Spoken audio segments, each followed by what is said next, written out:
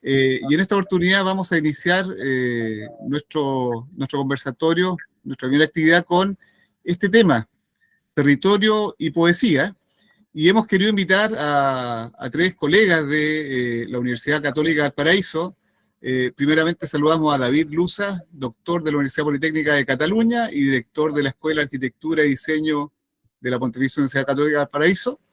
A don Jaime Reyes, poeta, doctor en diseño de la Pontificia Universidad Católica de Río de Janeiro, magíster en historia ¿sí? Y jefe del Archivo Histórico José Vial. Y también a don Manuel Sanfuentes, poeta, director del taller de ediciones de la Escuela de Arquitectura de la Universidad Católica de Valparaíso. Así que bienvenidos, colegas. A todos los que se vayan uniendo, voy a pedirles que vayamos silenciando los celulares para poder organizarnos. Vamos a tener un momento de presentación de los expositores y también después de esta presentación y conversatorio vamos a dejar espacio para consultas, para preguntas y posteriormente al final vamos a ver las partes más domésticas de la reunión, ¿cierto? Si hay algunos colegas que tienen algunas consultas más relacionadas al Congreso. Así que bienvenidos colegas, les voy a dar la bienvenida, ¿cierto? A David, a Jaime y a Manuel Sanfuentes. Previamente a eso, voy a compartirles una presentación que tiene que ver con poesía. Nosotros el fin de semana celebramos, ¿cierto?, el Día de los Patrimonios en Chile, y en esta oportunidad nosotros justamente estuvimos relacionando un tema referido a la poesía, ¿ya?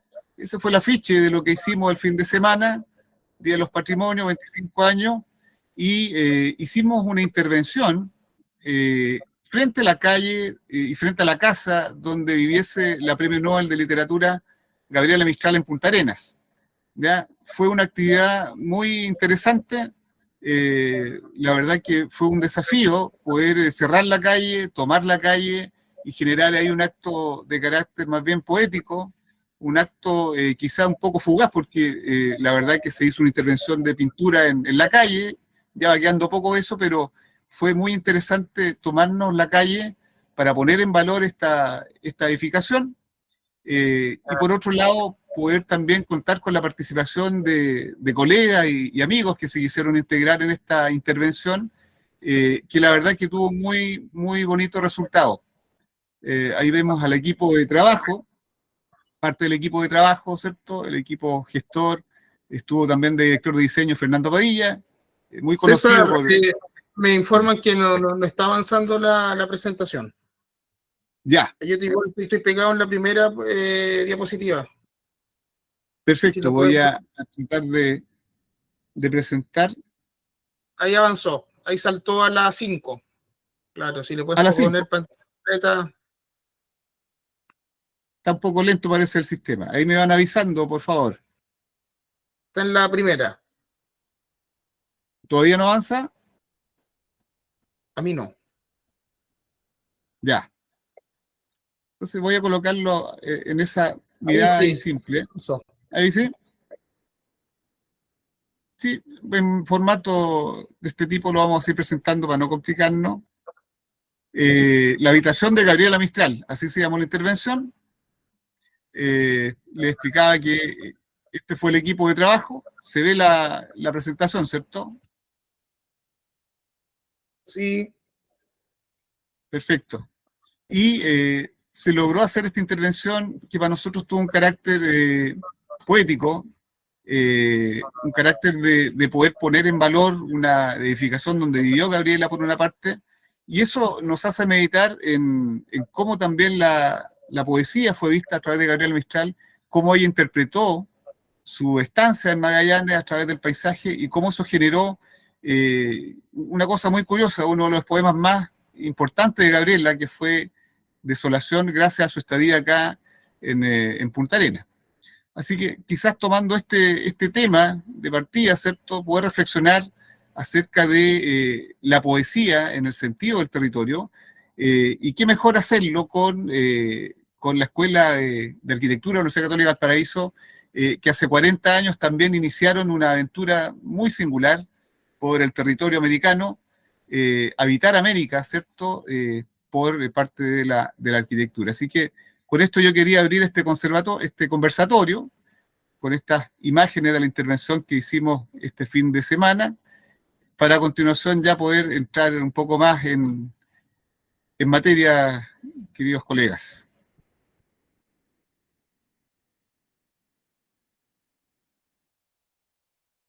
Así que dejamos entonces este espacio con David, con Manuel y con Jaime Reyes, y lanzando algunas preguntas para poder iniciar esta conversación.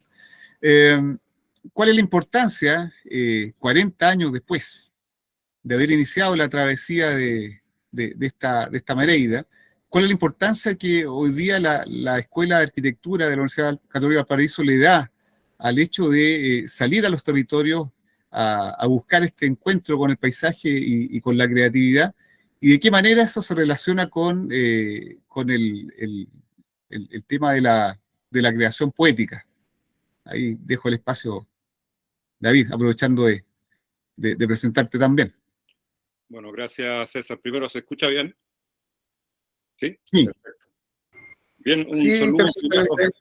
a todos los asistentes acá, Jean-Pierre, Gabriel, María Alejandra, los que alcanzo a leer, así que, pero a los que no, el mismo afecto saludo, y también agradecerles, un honor abrir estos conversatorios, y yéndonos directo a responder, digamos, después Jaime y Manuel se presentarán. Cuando nosotros nos llegó la convocatoria de este congreso, dentro de sus párrafos apareció la visita también en ese entonces del primero, digamos, en el año 84, del Grupo Amereida. Y nos pareció una muy grata coincidencia de que también nosotros ya con anterioridad pensábamos conmemorar los 40 años ya de travesía. Cuando ingresan, que quizás lo primero que a lo mejor para los que no conocen esta acción, aclarar o poner sobre la mesa es que el año 84 entra al plan de estudio. La primera travesía fue en el año 64. Entonces, como actividad, como acción, como parte de un plan de estudio, entra en el 84 a la formación de los estudiantes. En particular, a mí me tocó junto con Manuel y Jaime, que somos de la misma generación, en el 89 me parece, ya luego de unas 5 o 4 travesías, y nos tocó en esa oportunidad Serena. Mira, la importancia, por decirlo así, de las travesías es bien vasta en muchos aspectos, pero quizás centrar la respuesta en dos temas.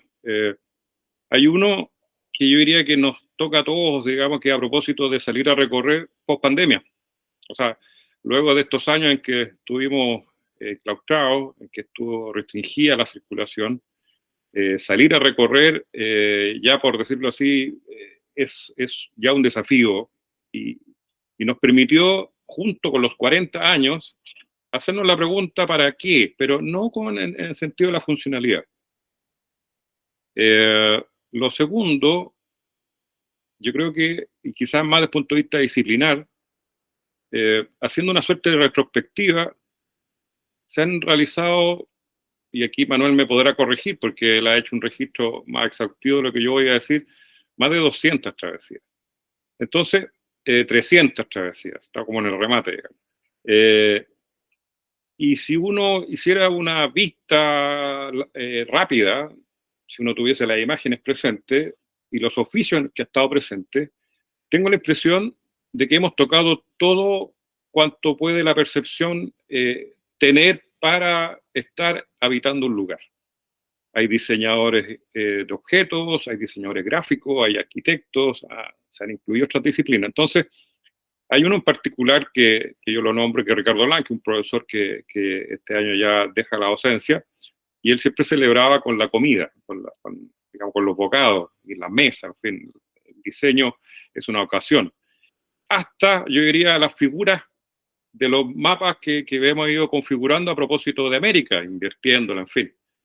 Entonces, estos 40 años, más que completar un número cerrado, como 40, como 50, yo creo que hemos llegado, y suena pretencioso, y a lo mejor estudiar esto de aquí a una exposición que queremos hacer en enero, vamos a ver si es que efectivamente estas percepciones que han ido desde comer algo, hasta dibujar mapas, hemos logrado habitar América a una cierta intimidad. O sea, cuando digo esto, de las 300 travesías y estas dimensiones que tienen que ver con la percepción, van en la dirección de que no se intenta copar América con todos los viajes, sino que es casi ir para tener una cantidad enorme de percepciones a raíz de ella. Entonces, 300 son un número importante, pero yo diría que lo relegaría a esta dimensión de la cantidad de percepciones y oportunidades de percibirla. Así que lo dejo hasta ahí, digamos, porque hay mucho más, sobre todo con Jaime, con Floro, que son los poetas, digamos, invitados, y especialmente invitados por el tema, que más se pueden explayar en esto. Bueno, reitero las gracias, César, por la invitación. Perfecto. Vamos a aprovechar de hacer otras preguntas en este conversatorio, aprovechando a dar la oportunidad ahí a Manuel y a Jaime. A ver, el tema de la poesía hoy día. Estamos en el siglo XXI, ¿ya? Nuestra sociedad ha cambiado mucho en estos 40 años de que partió esa travesía de Amereida a lo que es hoy día. Entonces, uno podría reflexionar, bueno, ¿qué espacio tiene hoy día la poesía dentro del ámbito social en la cual nos movemos? Es más, muchas carreras de arquitectura, la verdad, y muchas escuelas, se han apartado de los caminos poéticos, creativos, y han tomado caminos mucho más técnicos. Entonces, ¿cuál es la validación de la poesía hoy a través de la arquitectura? ¿Por qué poesía? ¿Ya? En el año 2024. ¿Cuál es la importancia de la poesía y su relación con la arquitectura en este nuevo tiempo? Ahí, no sé, Jaime, Manuel.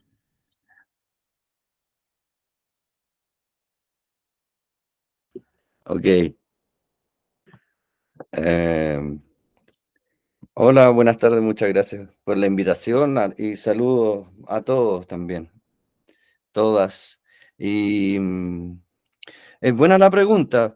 Bueno, podemos ir a la pregunta primera, a la pregunta segunda, pero a propósito de la primera,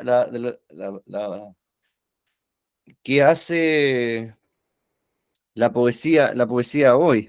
Buena pregunta. Hay un sentido también de temporalidad que es bastante como transversal a la poesía. Además, como del presente de la poesía, está esa como desolación de la Gabriela Mistral y el futuro, podríamos decir, de la poesía también. Quizás es bueno que a veces como los oficios en cierta manera, o las carreras, o los estudios, o las formaciones, se desligan en una cierta manera de la poesía. En la escuela de Valparaíso, claro, hay una ligazón como directa, digamos como se piensan juntos. Yo creo que la escuela también ha tenido momentos sin poesía o sin poeta, pero tiene es como una voluntad de tener ese diálogo ya sea directo o indirecto. Por eso, claro, yo creo que todos los oficios, estudios o profesiones, sean del ámbito de la ciencia o del ámbito de la creación o las tecnologías, hay un punto que tocan siempre dimensiones poéticas, tengan forma de poemas o tengan formas de otra cosa que uno lo podría llamar el ámbito como de las artes, en donde la poesía tiene otra manera como de la palabra, digamos.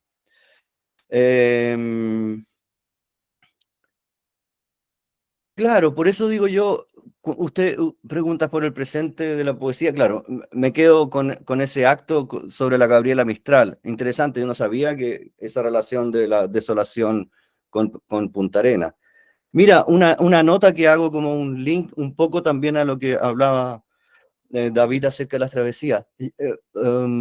Comentábamos entre nosotros a propósito de este congreso y esta invitación, como un fragmento, que es un momento dentro del poema de Nereida que se llama Poetagunia, que es como una mezcla entre poesía y agonía, y Patagonia.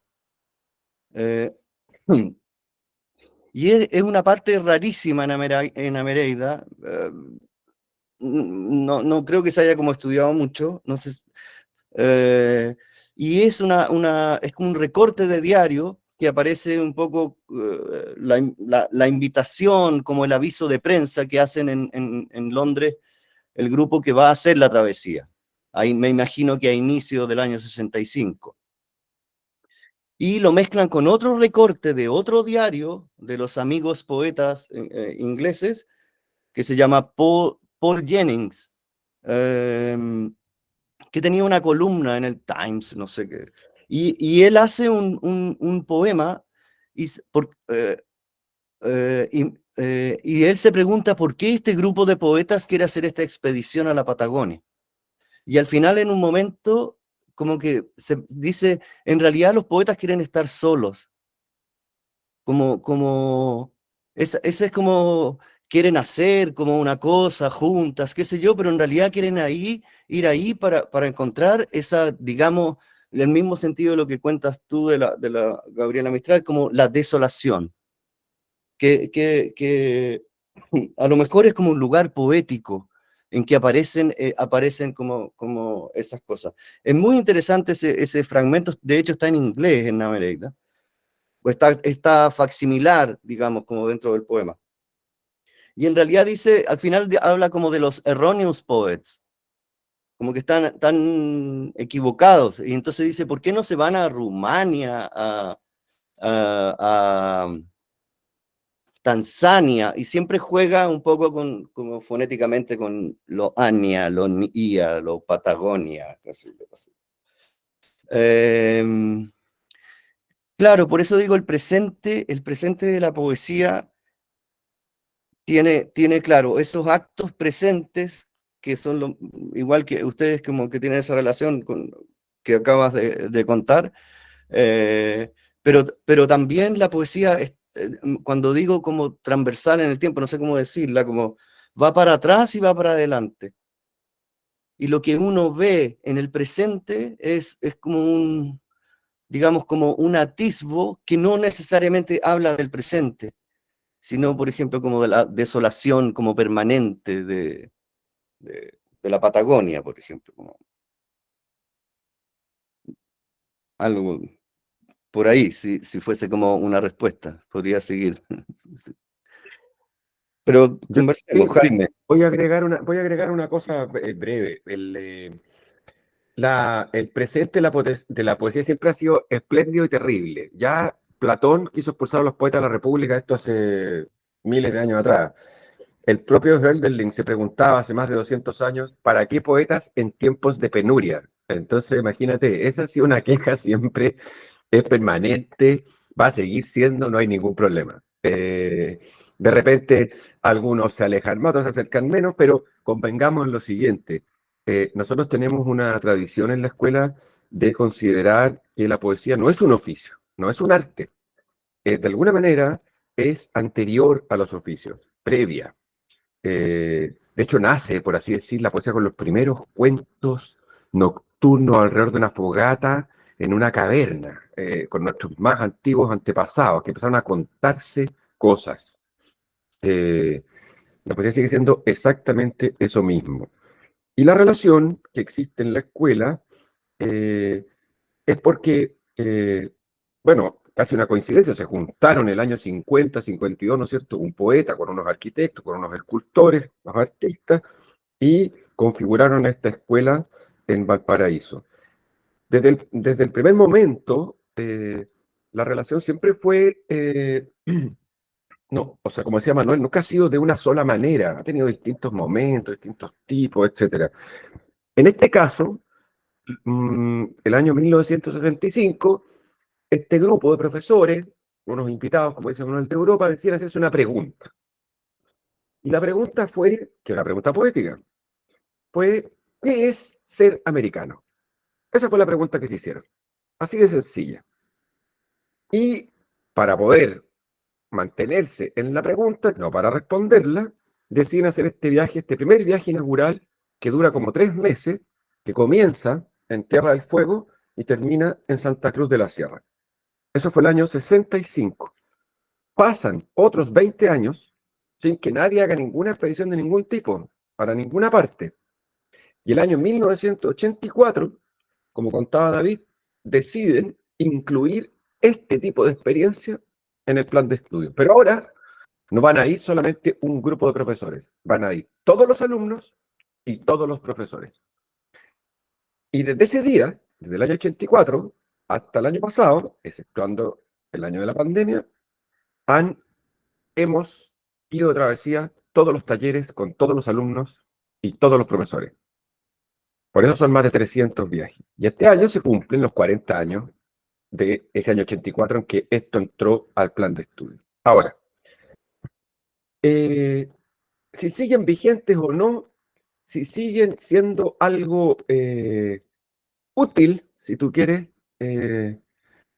que sirve a la formación de los estudiantes, yo creo que esa pregunta hay que hacérsela a los exalumnos.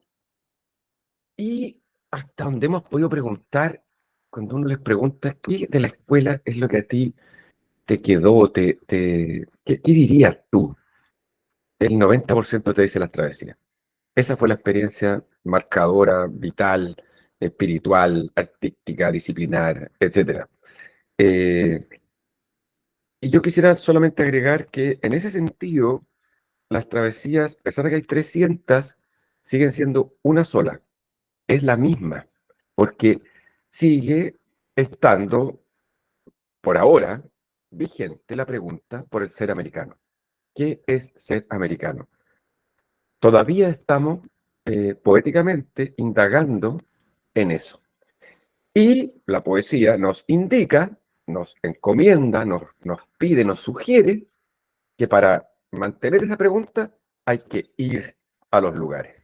No podemos quedarnos en Valparaíso y tratar con esa pregunta. Tenemos que ir a los lugares. Y como son arquitectos y diseñadores, eso se hace a través de una obra. Lo más importante de la travesía no es la poesía, es la obra, una obra de abertura, de arquitectura o de diseño, y como decía David, han habido de las más variadísimas índoles y posibilidades en estos 40 años. Eso. Perfecto. Es interesante lo que acaban de expresar. Una aventura que necesariamente tiene preguntas que, mientras no sean contestadas, ¿cierto?, tiene que seguir. ¿Ya? Yo creo que de alguna manera, bueno, tenemos nosotros acá los colegas en Punta Arenas la experiencia de ir a una ciudad portuaria. Tenemos también colegas de Ushuaia que también vienen a una ciudad portuaria. Y uno que, en el caso particular mío, yo soy de Talcahuano, nací en una ciudad portuaria, uno se da cuenta que es otra mirada la que existe en los arquitectos que son de tierra versus los arquitectos que son del borde de mar. ¿Ya? No sé, es muy, muy quizás complejo de describir, pero por ejemplo, en lo personal, cuando yo llego a Punta Arenas hace más de 20 años, me hace mucho sentido entrar a una hermandad, a una ciudad hermandada a través de la arquitectura con Talcahuano, con Valparaíso y otras ciudades de los bordes costeros. Y por otro lado, también se percibe en el ambiente, ¿cierto?, un cierto ánimo de proteger, de cuidar, de respetar estas tradiciones, esta forma. Y es curioso porque estamos hermandados no solamente desde el punto de vista de inmigrantes, ¿cierto?, que llegaron de los mismos lugares, estamos hermandados por estas arquitecturas mayores de los ladrillos, por esta arquitectura neoclásica para las ciudades más antiguas, por estas arquitecturas ligeras de estas maderas, ¿cierto?, forradas con acero. Entonces, en cierta medida hay un lenguaje que nos va uniendo y que de alguna manera ese lenguaje se fue traspasando desde el mar hacia el interior a través de las estancias que uno ve tanto en Magallanes como en la Patagonia. Entonces, en cierta medida, a mí me llama la atención eso, que es distinta la mirada de una arquitectura desde el mar hacia el interior que si fuera al revés. ¿ya? Es muy extraño ver acá en Magallanes, por ejemplo, edificaciones de adobe, y por ahí unos investigadores de acá de la zona lograron encontrar algunos asentamientos muy escasos de adobe hecho por colonos, pero uno tiene este lenguaje que es como común. Entonces, ¿de qué manera podríamos encontrar cierta identidad a través de esta arquitectura de mar versus la arquitectura de tierra? Por una parte, lo dejo como reflexión, y por otra forma, ¿hay alguna clave que nos permita mantener y potenciar esta visión de una arquitectura que fue hecha a través del mar versus lo que viene por tierra, ¿ya? No sé quién podría ayudarnos a reflexionar un poco en esta dicotomía de las ciudades, sobre todo en la Patagonia, las ciudades de mar versus las ciudades interiores.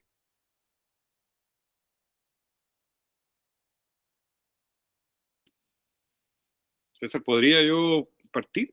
¿Sí? Por supuesto, David. Entendiendo que además estamos invitados, me imagino que, digamos, hay una participación. Pero lo que pasa es que cuando tú nombras las ciudades de mar, hay un término que apareció acuñado también por un arquitecto, ya no se encuentra con nosotros, que Jorge Sánchez, Jorge Pino Sánchez, Pino era su nombre como lo conocíamos, era Jorge. Y él acuñó un término que era el maritorio, y que era a propósito de entender la extensión a través del mar, entiendo. Jaime podría explayarse más, que ha estudiado el tema también y ha sido parte de lo que hemos colocado adelante para la travesía. Bien dices tú que se diferencian las ciudades de mar, las que están frente a un horizonte, con las que están en el interior.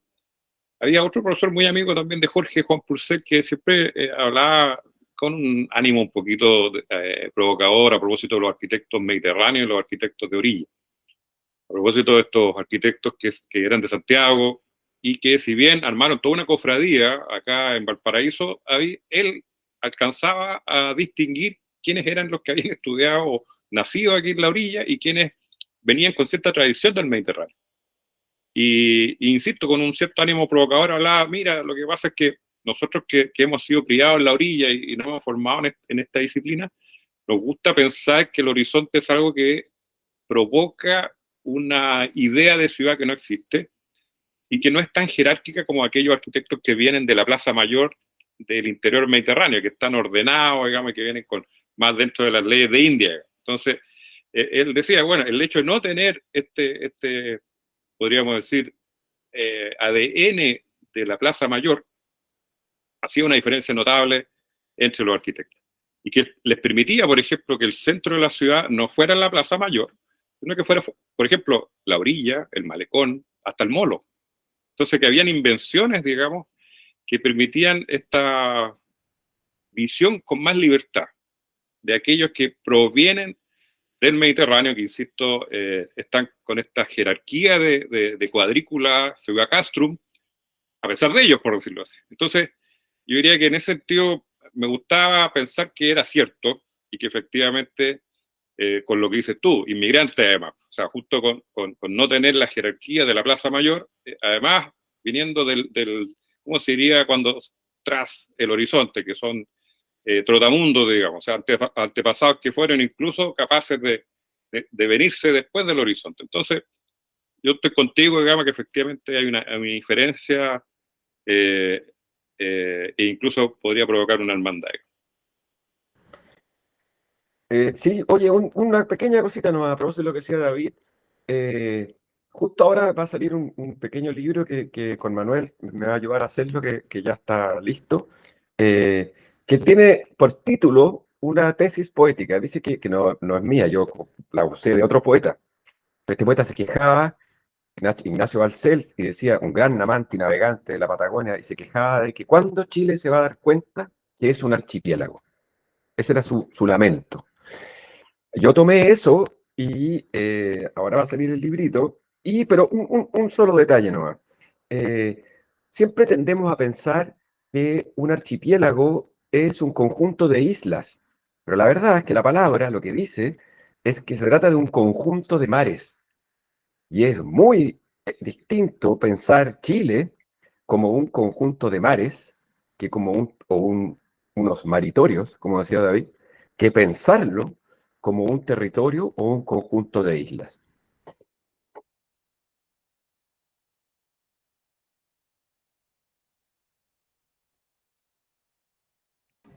Bueno, y en base a esa misma reflexión de estas visiones, nosotros podemos compartir un poco algo de lo que sucedió con los pueblos originarios acá en la zona.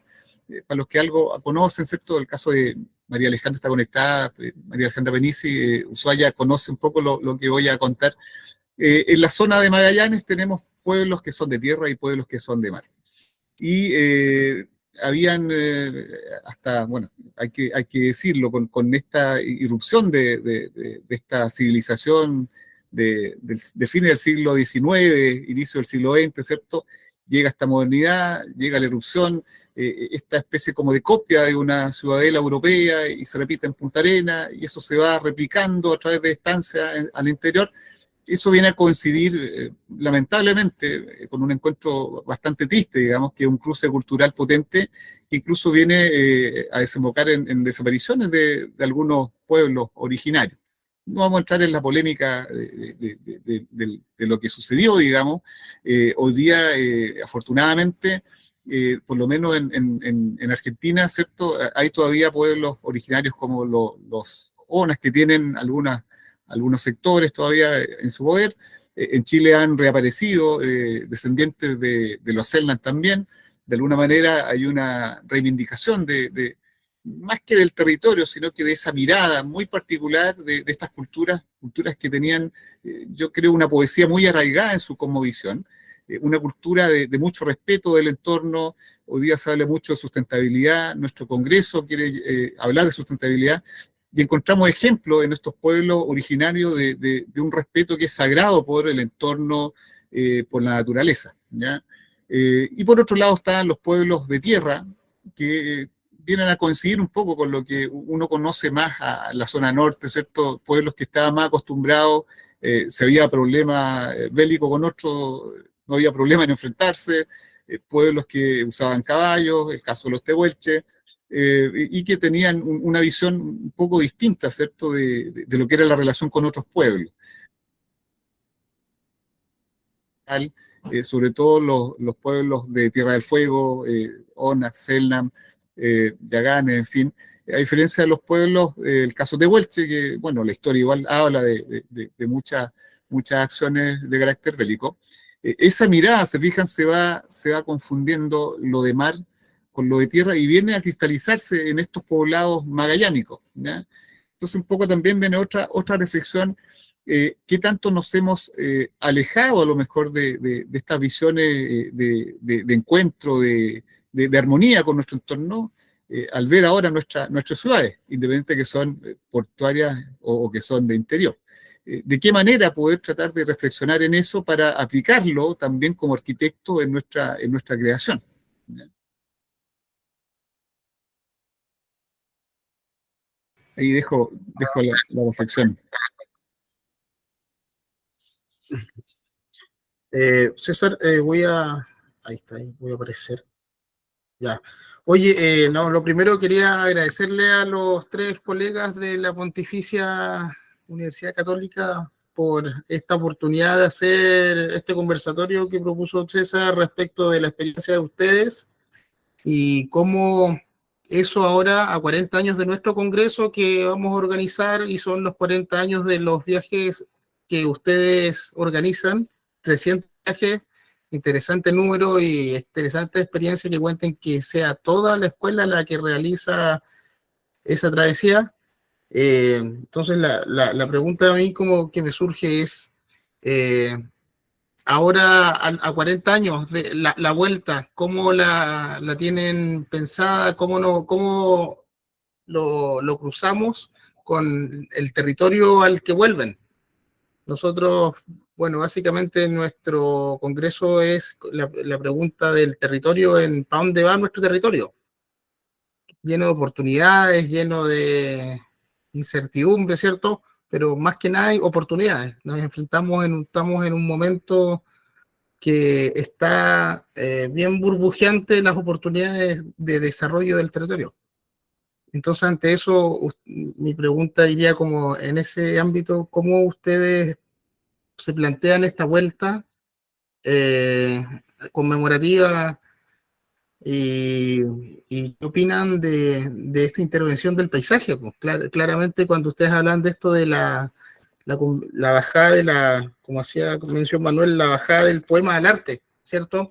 Y cómo acá el territorio se vuelve arte muy fácilmente.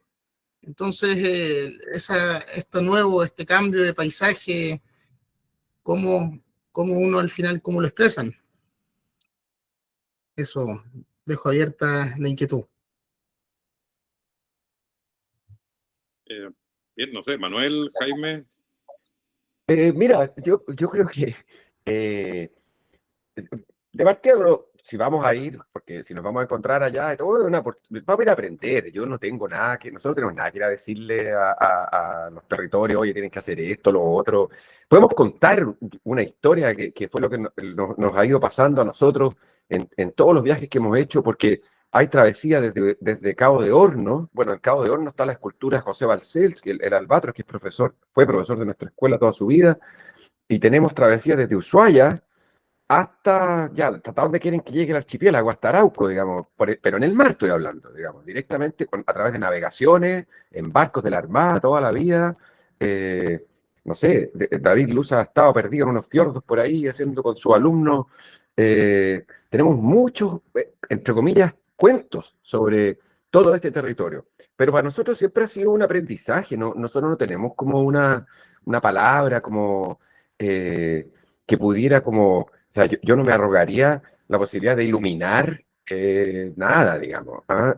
Sí podemos compartir todo lo que hemos hecho, contar las obras que hemos hecho, algunas, no todas, algunas, que podrían tener, y ahí tendrán que hablar los arquitectos, los diseñadores, ¿no es cierto?, que podrían tener algún indicio de cómo construir, cómo erigir, cómo, etcétera, etcétera. Pero eso ya es una cosa como de la arquitectura.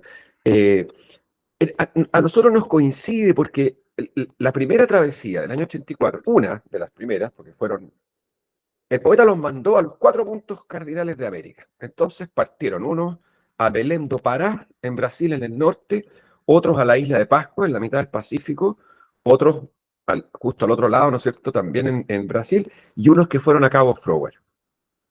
Y a Cabo Frower fueron 2 veces, el año 84 y el año 85. Si tú le preguntas a los que estuvieron ahí en Frower, ellos te van a contar como una especie de historia épica, como que fueron no sé si a la guerra, pero casi, digamos. ¿Ah? No se le olvidó nunca más. Eh, Esas primeras travesías estaban también organizadas de una manera distinta a la de ahora. Tenemos 40 años de experiencia. Eh, pero evidentemente, esa vez en Cabo Frower, hace 40 años, y todo lo que pasó ahí, y la obra que se hizo, marcaron a las travesías nuestras para siempre y las van a seguir marcando. O sea, no es solamente, eh, uno podría decir, mira, te dije antes, todas las travesías son iguales, son lo mismo. Sí, pero hay algunas que marcaron como una cierta, eh, son como un pequeño faro, y la de Cabo Frower en ese sentido, bueno, es la primera que hicimos después con todos los alumnos, digamos, ¿ah? Entonces, nosotros podríamos, no, como te digo, ir a participar del Congreso también en un tono celebrativo, ¿ah? Como festivo, como para nosotros es una gran gracia, una gran coincidencia que nos inviten, porque nosotros estamos este año celebrando los 40 años de las travesías, y eso tiene como, es una ocasión festiva. ¿Ah? Eh, Ahora, independiente de eso, en el Congreso obviamente se tratan temas de todo tipo, no es solo la fiesta, sino que, y ahí, bueno, ahí habrá un comercio, ¿no es cierto?, disciplinar entre los oficios, la arquitectura, el diseño. eh, pero con respecto a lo que tú preguntabas, no hay una respuesta única. Así, mira, nosotros tenemos esta palabra y esto que decir al respecto. Hay más cosas. ¿Mm? Manuel, perdón.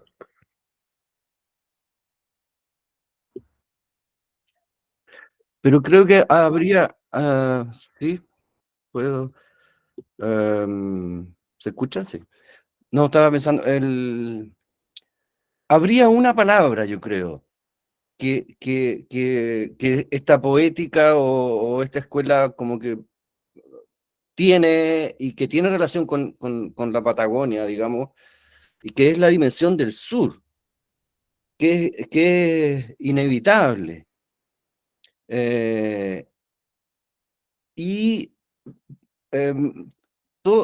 Amereida surge, o sea, ellos decidieron particularmente partir de Tierra del Fuego, no sé, Cerro Sombrero, Bahía Inútil, pero la partida, ellos pensaron que la partida de la travesía era desde el sur de América, pensando que la atraviesas como longitudinalmente, así como hasta el norte. Me imagino que el destino era, no sé, Caracas o Santa Cruz de la Sierra, y creo que Santa Cruz de la Sierra surge en el camino. Y otra cosa que surge en el camino, que en cierta manera hace como coincidir también con esa decisión como de lugar, de territorio, desde dónde parte América, es que en medio de la pampa, entre actos y diálogos, surge entre relaciones del dibujo y orientaciones. Esa travesía está hecha entre el mundo europeo o sea, hemisferio norte y hemisferio sur. Entonces se produjo un problema de orientación importante para algunos. Es lo mismo cuando, no sé, cruzas el Ecuador y se te da vuelta a Orión, y pasas otro grado y ya no está la Cruz del Sur. Entonces pasó algo complejo de orientación, desde dónde sale el sol y dónde se pone. Y ahí Alberto hace ese dibujo en una puerta de una casa que invierte a Mereida, perdón, el continente americano, y deja el norte en el sur. Y ahí surge como una mirada del sur como un norte.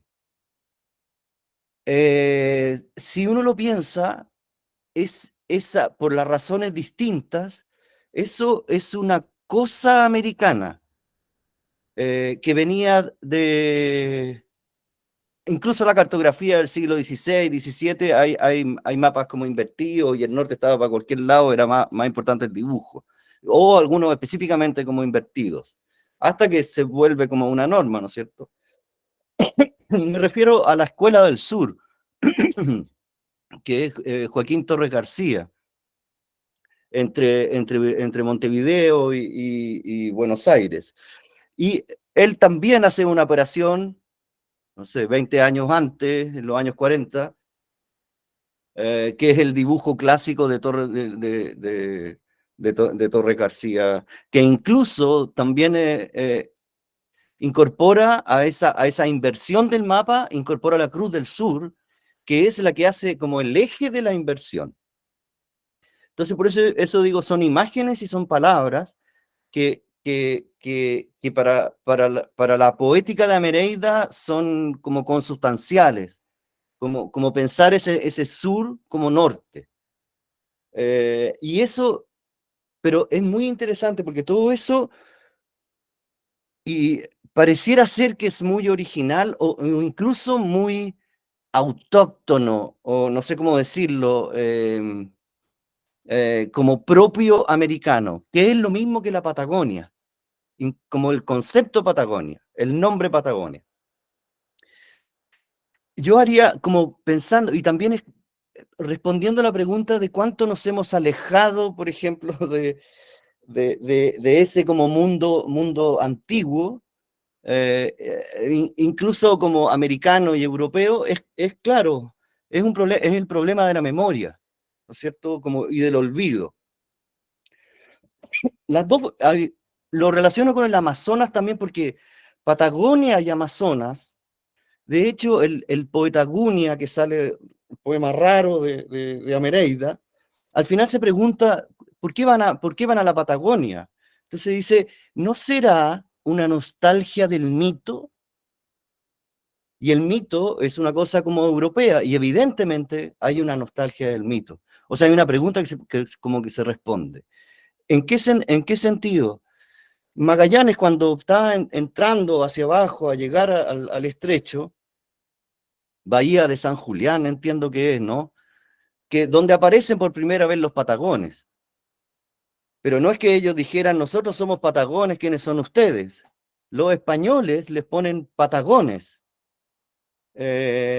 Y nostalgia del mito también son palabras europeas, como de caballería o personajes, como de otro lado, que a los españoles les resuenan estos tehuelches, entre que eran muy altos, no sé muy bien cómo las razones. Pero claro, son bautizados, digamos, con estas palabras que traen el mito.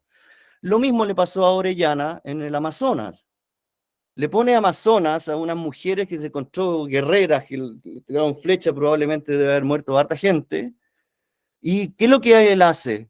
Rememora las Amazonas, los mitos griegos de las Amazonas que se cortaban el seno para poder disparar mejor. Mitos también, griegos, como dice Jaime, del año 4.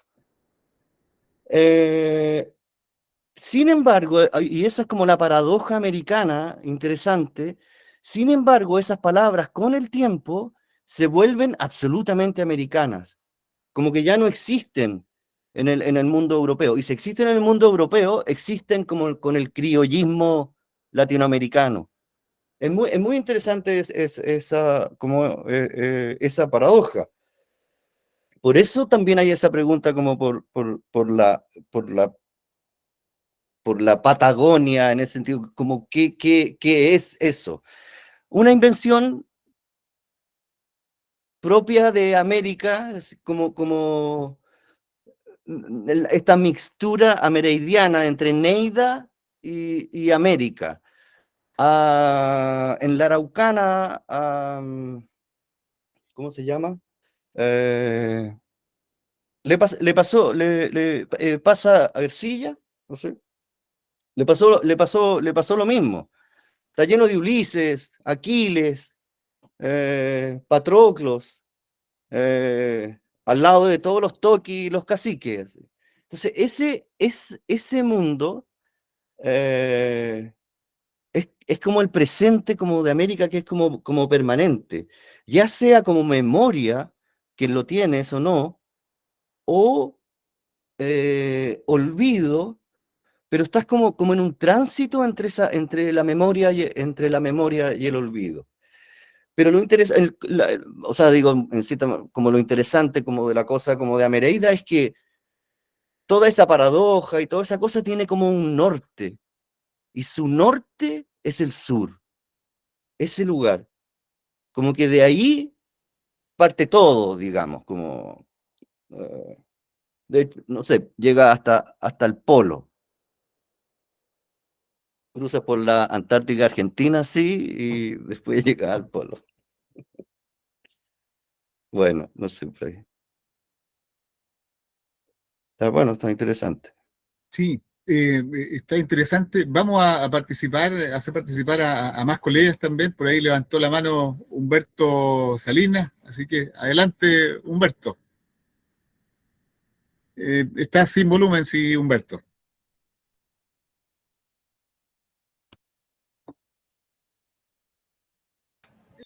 Sigue sin volumen, no se escucha, no se escucha nada.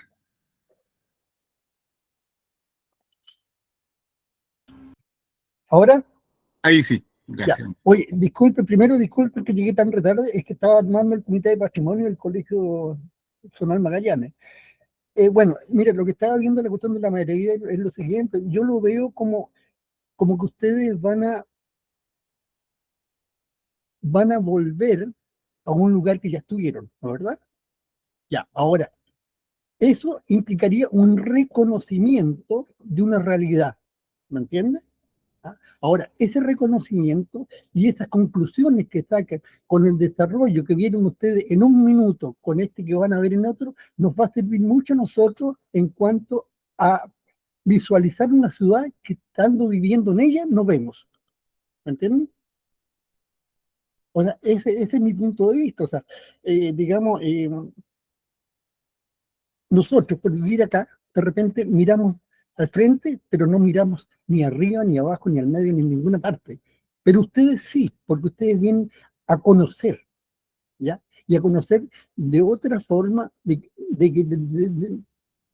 la forma que conocemos nosotros, ¿entiendes? Y eso nos va a servir a nosotros, ¿por qué? Porque nosotros estamos viendo el desarrollo de la ciudad desde 40 años hasta ahora, y ahí buscar una proyección. Y todo esto que puedan ver ustedes nos van a servir mucho a nosotros. Bueno, y por supuesto a ustedes también. Eso.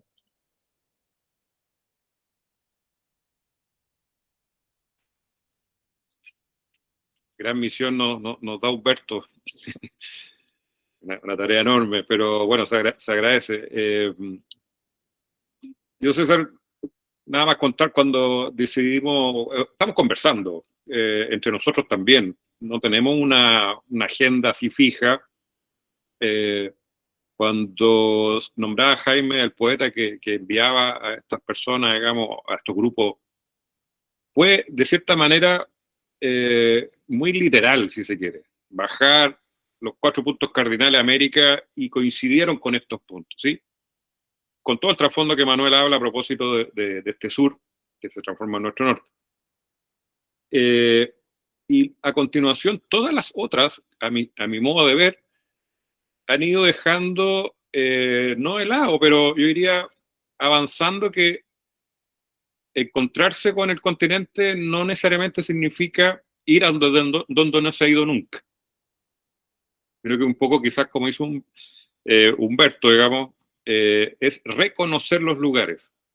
Entonces, podríamos ir y repetirnos a los mismos puntos donde hemos ido, pero si vamos con una abertura de verlos por primera vez, va a ser primera vez. O sea, es como cuando, perdón, si es que a lo mejor aquí abuso de las experiencias disciplinares, pero es como cuando uno a los estudiantes les dice, mire, tenemos un tema para proyecto y si son 40, van a haber 40 casos distintos. Entonces, el desafío es volver a ir, pero tratando de desvelar como por primera vez. Entonces, ese va a ser un desafío. No ha sido primera vez que hemos ido a los mismos lugares. Debo decir que en estas 300 viajes que ya hemos ido digamos, hemos repetido, por decirlo así, pero resulta que no son repeticiones, o resulta que no son continuaciones de lo anterior. Así que, de todas maneras, no estoy dejando de lado el desafío, don Humberto, digamos, digo, va a ser como por primera vez, si es que estamos planificando ir. Así Oye, que disculpa, lo que quise decir fue un redescubrimiento. bien. Esa palabra cada vez más, en cuanto a lo que tú dices y en cuanto a lo que yo pienso. ¿Mm? Sí, muy bien, bienvenido. Queremos, o sea, digo la intención, aquí la comunico, aquí a los colegas que son de allá, que a ver si nos ayudan. Estamos con la intención de ir a Cabo Frower. Es un desafío, y a veces discutimos entre nosotros que no se nos transforme en algo simbólico. O sea, muchas veces las conmemoraciones abren a lo simbólico, no es la intención. Sin duda que esto, de todas maneras, acompañándose de un ánimo celebrativo. O sea, una experiencia de 40 años, quizás no creo que nos toque ver los 80 años de esto, pero quizás los 50. Entonces, en ese sentido, sin dejar de lado lo celebrativo, vamos con las ganas del redescubrimiento. Yo creo que esa palabra es la asertiva. Oye, no, si es para poder sacarle pica a los que fueron esa primera vez y ahora nosotros podemos decirle, yo también fui, también estuvimos ahí. Sí, también pues.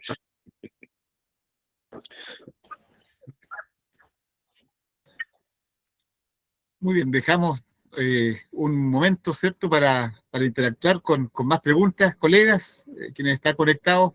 Recordar que estamos con un equipo muy interesante de la Pontificia Universidad Católica de Valparaíso, escuela de arquitectura chilena con mucha tradición, y que nace, y es interesante reflexionar en eso, nace producto de un gesto poético de Godofredo Yomi, gran poeta argentino que iluminó, ¿cierto?, el trabajo de esta escuela a través de las travesías que se están relatando. Así que dejamos abierta la oportunidad de conversar y tratar de encontrar, ¿cierto?, esta poesía que hay en nuestro trabajo también.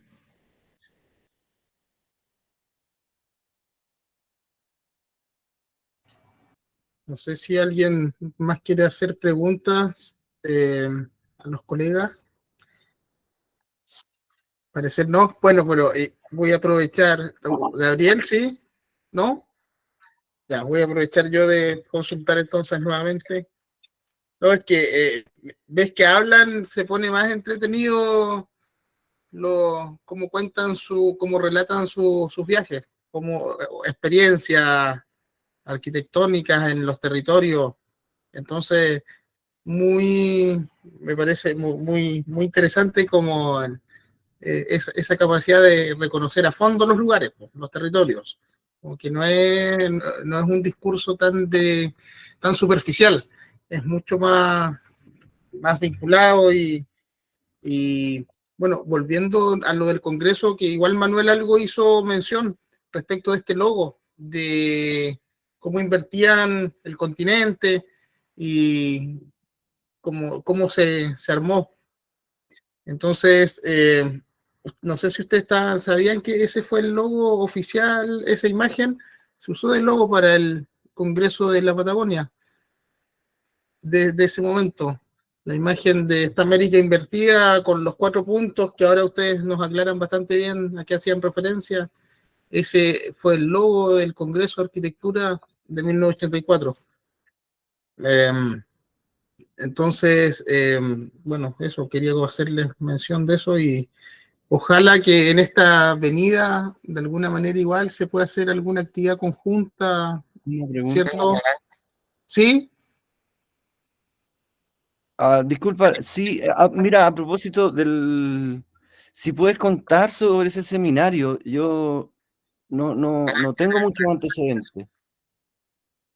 Yo creo que César, ¿Cómo si par- te cómo acuerdas más de memoria, Gabriel igual partió eso? estuvo. Tú dices, ustedes cuentan que hicieron lo de la gente de Valparaíso, hizo una presentación en ese seminario. ¿Quiénes? Sí, así es. Miren, la verdad que nosotros hemos tratado de recopilar algún ejemplar de lo que fue la revista que se sacó con motivo de ese primer Congreso de Arquitectura.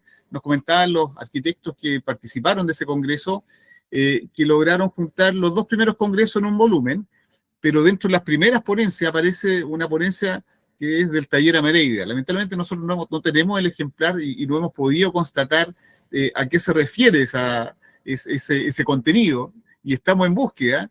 De hecho, tenemos la misión de encontrar uno de esos volúmenes para poder replicarlo, ojalá, y a lo menos digitalizarlo y compartirlo.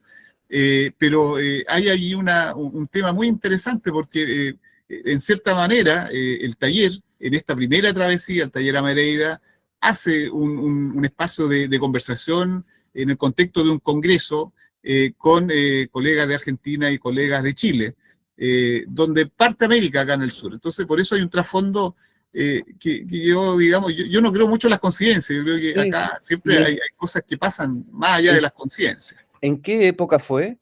Esto fue el año 84. ¿Y en Sí, qué de mes? hecho, eso fue en octubre. Octubre. Sí, Entonces la octubre gente del que fue a 84. Cabo Froward tiene que haber pasado, quizás participó en ese seminario. Es lo más O probable. alguien ¿no? Es lo O más sea, probable puede que porque, claro, perdón. el libro dice, es curioso, todas las presentaciones tienen un autor. Por ejemplo, Gabriel Guarda habló sobre patrimonio, Jorge Harry habló también sobre patrimonio, vino Víctor Gavins, profesores de la Universidad de Buenos Aires también, pero hay una ponencia que dice Taller Amereida, y no dice nada más. Entonces, nosotros creemos que tal vez en ese acto poético de Amereida, porque algunos escritos de Godofredo Yomi entiendo que son tan fugaces que ni siquiera fueron publicados, ¿ya? A lo mejor en ese contexto poético de algo pasajero, que fue un regalo para los que lo compartieron, no quedó un registro, no sé, pero esperamos encontrar el libro, ¿cierto?, de la publicación y poder compartirla para saber qué fue lo que expuso el taller Amereida. Pero por otro lado, yo sí soy testigo de proyectos y trabajo de este taller, o por lo menos de profesores que participaron de esto. A mí me ha tocado ver un edificio que construyó un colega de la Católica Valparaíso en Puerto Williams, que era un refugio muy, muy especial, muy particular. Lamentablemente el edificio fue intervenido en el tiempo. Quizás sería bueno dentro del itinerario ustedes poder llegar a Williams y ver ese edificio.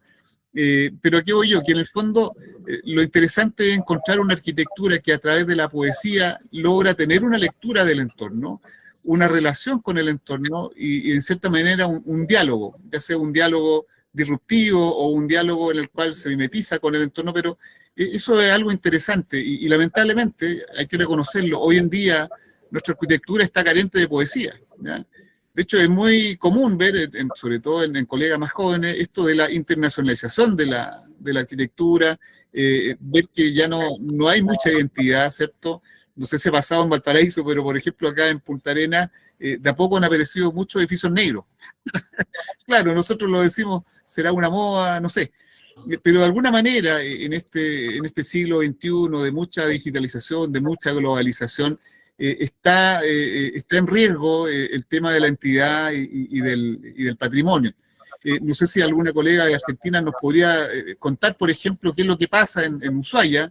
Ushuaia es una ciudad que a todo esto, 40 años atrás, era muy pequeñita, 40 años después una ciudad gigante. Y obviamente tiene mucha arquitectura nueva, y de alguna manera yo no sé cómo ha sido ahí el rescate, excepto de lo patrimonial. No sé si María Alejandra nos pudiese compartir algo de eso. Bueno, primero, fascinada lo que hablan, el tema de la poesía. Para mí, primero empecé y dije, ¿de qué están hablando? Y empecé a entrar en un mundo en el que dije, wow, si cuando yo empecé arquitectura era esto, era poesía. Era soñar, era idealizar, era imaginar. Esa es nuestra función como arquitectos. De repente uno, cuando sale de la facultad, entra en una realidad en la que empezás a ser más racional y vamos para lo que se usa y la moda, y entonces empezás a perder la poesía, empezás a perder ese amor, ese romanticismo que uno tiene por la arquitectura. Y yo, por ejemplo, soy nacida en San Juan, Argentina, en el norte, en una ciudad donde la identidad se pierde por el terremoto del 77, el del 44, entonces no hay arquitectura con historia. Por eso cuando yo voy a Buenos Aires me apasiono, o a Santiago de Chile, veo esa arquitectura barroca, colonial o el origen que tenga, y quedo horas pasmada mirando eso. Cuando llegué de San Juan a Ushuaia, veo en Ushuaia una arquitectura tan local, tan de la chapa, cosa muy diferente a lo mío, muy diferente, y el mar, la vista del mar, o sea, esta interrelación de volver a la poesía, porque cuando llegás acá volvés a conectarte con la naturaleza y a empezar a diseñar desde otra óptica, y creo que hoy, si yo tuviese que elegir una tercera ciudad para vivir, tiene que estar al lado del mar, sin dudas, del agua, sin dudas. Yo ahora viajo al norte y me veo encerrada entre medianeras y me falta el aire. No ver árboles, no ver naturaleza, me siento ahogada. Y no sé si me quiero morir acá porque el frío la verdad que no me agrada, ya llevo 28 años acá, pero buscar la naturaleza, la relación, las ventanas, las aberturas. Yo acá en casa tengo unas ventanas que veo el mar, el glaciar, no, es como estar afuera, es una relación fantástica. Y eso te vuelve otra vez a la cabeza, te vuelve el romanticismo y la poesía y por diseñar. Yo soy arquitecta especialista en salud, con lo cual tengo ahora, y estoy especializándome en neuroarquitectura y neuroiluminación. Entonces, todas las respuestas que tiene el cerebro ante la lectura de esta. O sea, nosotros generamos acciones, generamos espacios. Bueno, es ver que el cerebro qué entiende de estos espacios, cómo se emociona, qué sensaciones nuevas tiene, que antes decíamos el color, el olor, perdón, el color, la altura, el ancho, esto ahora tiene vida. Entonces yo empiezo a percibir con otros sentidos, a qué huele, a qué me recuerda, cómo me emociona. Entonces el espacio que yo voy a crear ahora es diferente. Ahora tiene otro enfoque y me parece súper, súper rico lo que están hablando. Primero dije que tiene que ver la poesía y después quedé atrapadísima. y creo que tiene muchísimo que ver y les agradezco porque esto nos vuelve a contactar con el origen de nuestra profesión. Así que fascinada, fantástico y les agradezco. Van a dar mucho más de lo que ustedes creen. Oye, César, disculpa, quisiera hacer una interrupción.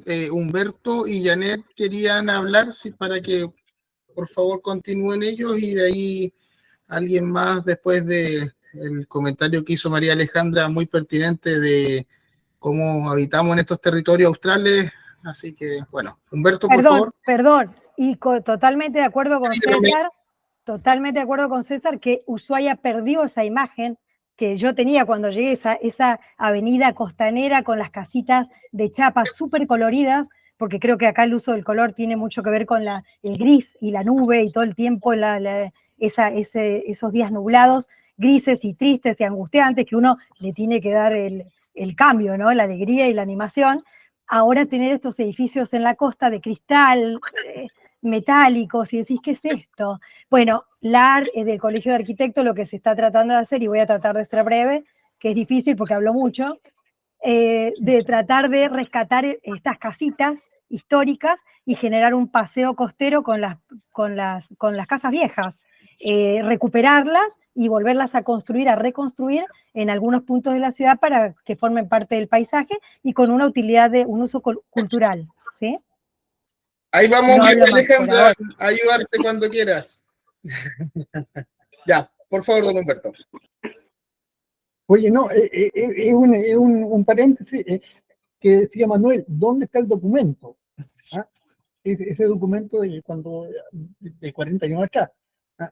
Alguna vez yo pasé por la Universidad de ustedes, la Católica, porque yo andaba ratoneando en unas investigaciones que estábamos haciendo allá, y había un señor que estaba a cargo de un archivo, ¿ah?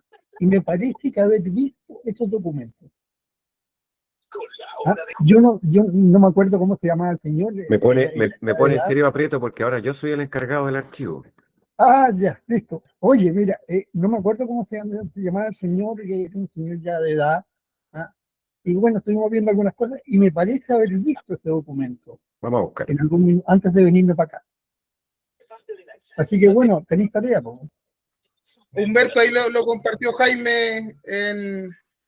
No, compartí un enlace de lo que encontré. Acabo de encontrar en internet. El libro enlace, está exacto. a la venta. Aparece Está a la ambos. venta ahí, dice que vale 68.000 pesos, no sé a dónde, en una cuestión en Santiago de libros antiguos. Veamos si es cierto, habría que preguntar. Muy bien. Adelante, Janet, por favor, Janet. Hola.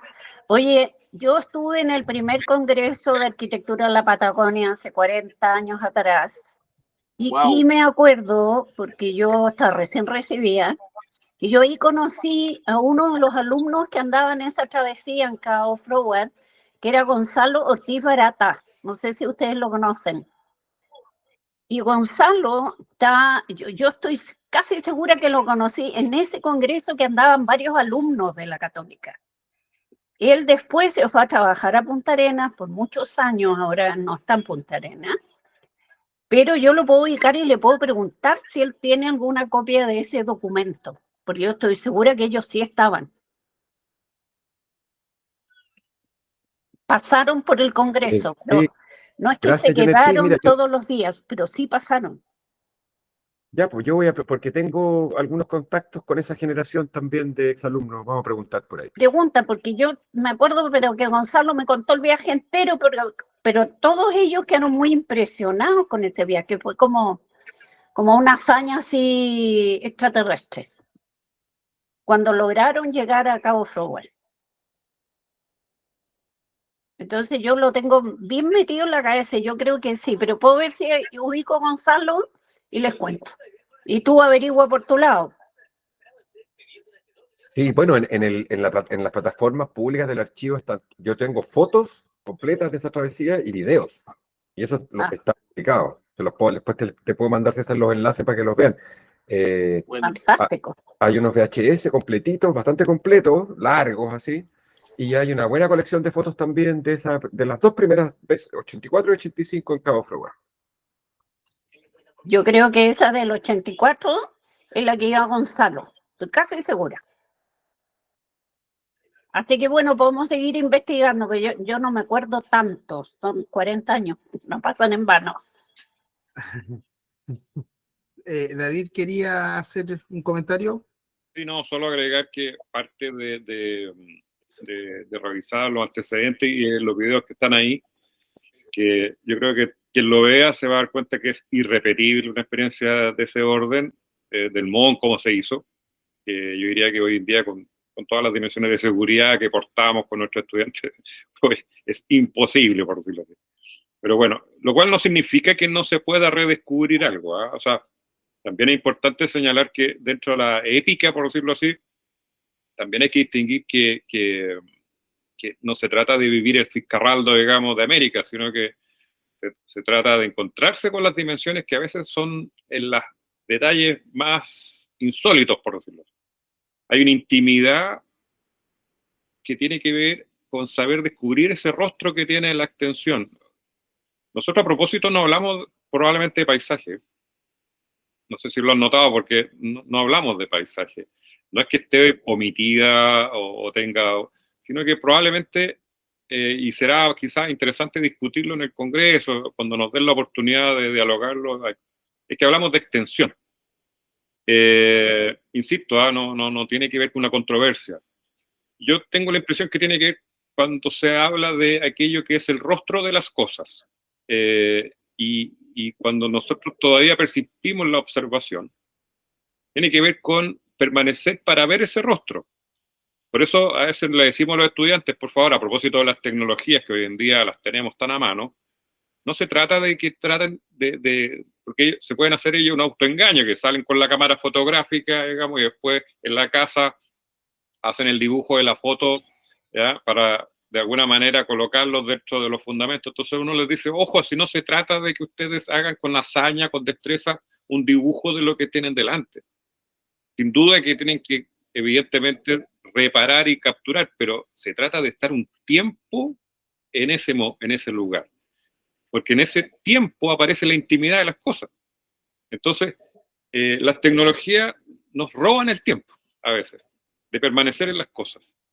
Y cuesta mucho en las generaciones, yo ya hablo así, de las generaciones que vienen, porque como todos compartiremos la inmediatez que se requiere para todo, permanecer y descubrir ese rostro cada vez cuesta, a propósito de saber estar y no robarnos el tiempo, sino que perder el tiempo en saber ver ese rostro.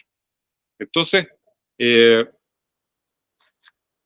diría, es el sentido probablemente más profundo, a mi modo de ver, más que la épica, por decirlo así, de ir a un lugar recóndito con unas dimensiones que son, insisto, de comando, donde el frío calador, la comida que escasea, insisto, o sea, no es el Fitzcarraldo.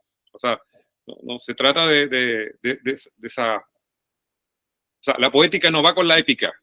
Lo digo así a lo mejor suena violento, digamos, pero no, es decir, prescinde de la épica, puede prescindir de la épica. Entonces, mucho que hablar probablemente al respecto. Y por último, una de las dimensiones de por qué ir también, aquí viene un por qué. Cuando uno revisa, y a lo mejor hizo una revisión muy, muy ligera de los antecedentes, no aparece la cruz que se hizo en la travesía, aparece la primera cruz, cuando uno ve los antecedentes de la cruz de Cabo Frower, aparece la primera cruz que hubo antes del 80 y tanto, creo que en el 60 se hace la primera cruz, me parece, por los antecedentes que por ahí 50-60, y después se salta a la cruz que está hoy, me parece hasta el día de hoy, está de fierro, tubular, en fin, una estructura que debe ser robusta para los vientos, y no aparece esta cruz.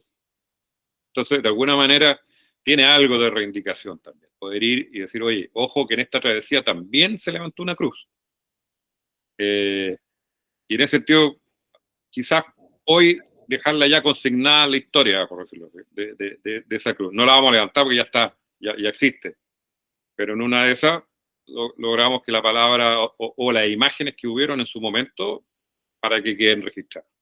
Tiene algo de que efectivamente esto que pasó quede, ¿no? Y no olvidada, como quien dice, como si uno lee los documentos oficiales no aparece. Muy bien, colegas.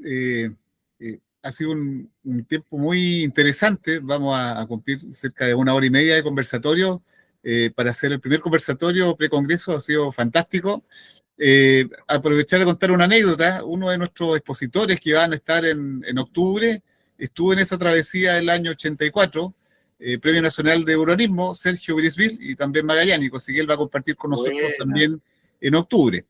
Y un poco para ir cerrando este conversatorio, territorio y poesía, me gustaría, si es que no hay algún otro comentario, dar lectura a un poema justamente de Gabriela Mistral, y que tiene mucho que ver con el territorio. Voy a presentar para que ustedes lo vayan leyendo conmigo. Ahí me avisan si se puede ver. Desolación. Bravo. Dice: la bruma espesa, eterna, para que olvide dónde me ha arrojado la mar en su ola de la salmuera. La tierra a la que vine no tiene primavera. Tiene su noche larga que cual madre me esconde. El viento hace a mi casa su ronda de sollozos y de alarido y quiebra como un cristal mi grito. Y en la llanura blanca de horizonte infinito miro morir inmensos ocasos dolorosos. ¿A quién podrá llamar la que hasta aquí ha venido, si más lejos que ella solo fueron los muertos? Tan solo ellos contemplan un mar callado y yerto crecer entre sus brazos y los brazos queridos. Los barcos cuyas velas blanquean en el puerto vienen de tierras donde no están los que son míos. Sus hombres de ojos claros no conocen mis ríos y traen frutos pálidos sin la luz de mis huertos. Y la interrogación que sube a mi garganta al mirarlos pasar me desciende vencida. Habla en extrañas lenguas y no la conmovida, lengua que en tierras de oro mi pobre madre canta. Miro bajar la nieve como el polvo en la huesa, miro crecer la niebla como el agonizante, y por no enloquecer no cuento los instantes, porque la noche larga ahora tan solo empieza. Miro el llano extasiado y recojo su duelo, que vine para ver los paisajes mortales. La nieve es el semblante que asoma mis cristales, siempre será su albura bajando de los cielos. Siempre ella, silenciosa como la gran mirada de Dios sobre mí, siempre su azahar sobre mi casa, siempre como el destino que ni mengua ni pasa, descenderá a cubrirme, terrible y extasiada. Esto fue en el Hotel Polo Sur, Punta Arenas, Patagonia, 1918-1920. Así que, queridos colegas, un gran abrazo y esperamos juntarnos nuevamente en un próximo conversatorio. Muchas gracias a David, a Jaime, a Manuel desde allá de Valparaíso, y nosotros quedaremos atentos a más informaciones del Congreso de Arquitectura en su 11ª versión. Así que muchas gracias. Muchas gracias. Colegas. Estuvo bueno, entretenido. Nos vemos. Nos vemos a la próxima. Eso. No, niños. Chao. Muchas gracias. Chao, gracias. Chao, Gracias, que estén saludos. muy bien. Bye, Chao. bye. Chao, chao. Chao. César, puedes quedarte un rato. Ok, vamos a parar la grabación. Ya. Chao, Espérate. chicos. Gracias. Gracias. Manuel también.